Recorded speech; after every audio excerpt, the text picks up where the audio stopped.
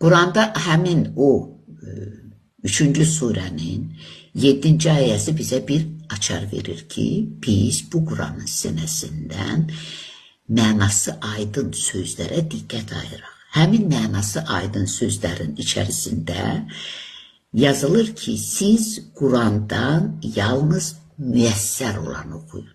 Yəni, mənası bəlli olanları. Mənası bəlli olan ayələr içərisində belə gözdən əliyirsən, görürsən bir yerdə yazılır.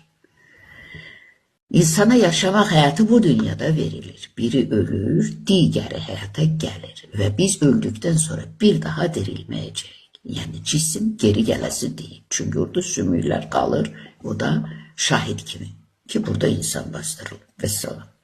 İndi İncil deyir. Sizə bir sir də açım. Biz ölmürük.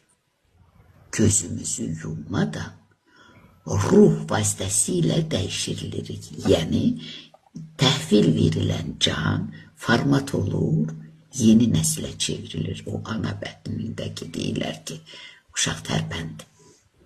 Ona can verilir. Ananın canından civə şəklində can ayrılır, evlada verilir və uşaq tərpənir. Canlanır. Bax, can